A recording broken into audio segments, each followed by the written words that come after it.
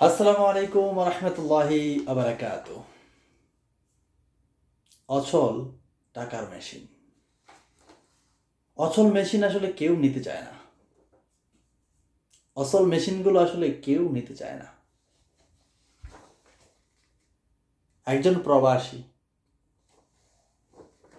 ছবিটা দেখেন, দেখা যাচ্ছে মনে হয় একজন প্রবাসী দীর্ঘ সময়, প্রায় 27 বছর ধরে উনি সৌদি আরবে আছেন। আমরা সৌদি প্রবাসী একটা ফেসবুক পেজ আছে যেটা নিহন ভাই চালায়, তো ওনার পেজে দেখলাম বাতা মেট্রো স্টেশনের সাথেই বাস সার্ভিস, যে মেট্রো বাস ওইটার সাথেই কয়েকদিন ধরে উনি পড়েছিল। তো লাস্টে ওনার পরিচয় পাওয়া গেছে, ওনার শুধু মেয়ে আছে, সম্ভবত ছেলে নেই বাড়িতে, তেমন মনে আর কেউ নাই সম্ভবত। অবশ্যই মানুষ আছে, নাই যে তা না। তো মানুষ একটা সময় কি জানেন, টাকা পয়সা না থাকলে তার কেউই থাকে না। এটাই বাস্তবতা, এটাই চরম বাস্তবতা। যখন আপনার টাকা থাকবে না, কেউ থাকে না। 27 বছর অবশ্যই লোকটা কাজকর্ম করছে, না করলে দেশেই চলে যেত। শেষ মুহূর্তে ওনাকে কেউই পরিচয়ই শনাক্ত করতে পারে না। লোকটা রাস্তায় শুয়েছিল, অসুস্থ, এবং ওনার মনে হয় যে পাও একটা কাটা হয়ে গেছে। ব্যর্থ টাকার মেশিন।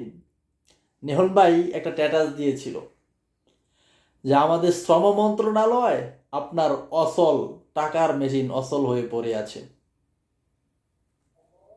আমরা প্রবাসীরা আসলে একটা টাকার মেশিন, এর ঊর্ধ্বে আর কিচ্ছু না। প্রবাসীরা টাকার মেশিন ছাড়া আর কিচ্ছু না, কিচ্ছু না। প্রবাস জীবন।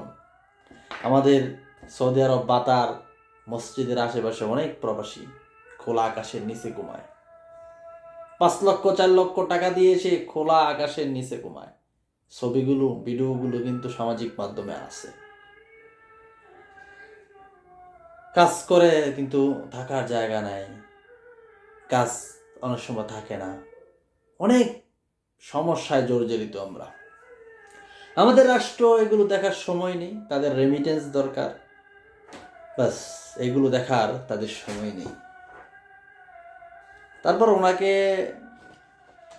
মনে হয় যে কিছু চিকিৎসা দেওয়া হয়েছে, ওনাকে দেশে পাঠানোর আমাদের যেই ফেসবুক একটা পেজ আছে আমরা প্রবাসী বাংলাদেশি, আব্দুল আলিম নিহন, উনি মনে হয় যে এম্বাসি থেকে যোগাযোগ করে ওনার ব্যবস্থা করতেছে, ওনার পরিচয় পাইছে, ওনার দেশের বাড়ি কোথায় সব কিছু পাওয়া গেছে। তো বিষয়টা আসলে এর জন্যই বললাম যে আমরা টাকার মেশিন যখন অচল হয়ে যায় তখন কেউ নিতে চায় না। ভালো থাকবেন, আল্লাহ পাক সবাই ভালো রাখুক, বিশেষ করে আমাদের প্রবাসীদেরকে। আসসালামু আলাইকুম।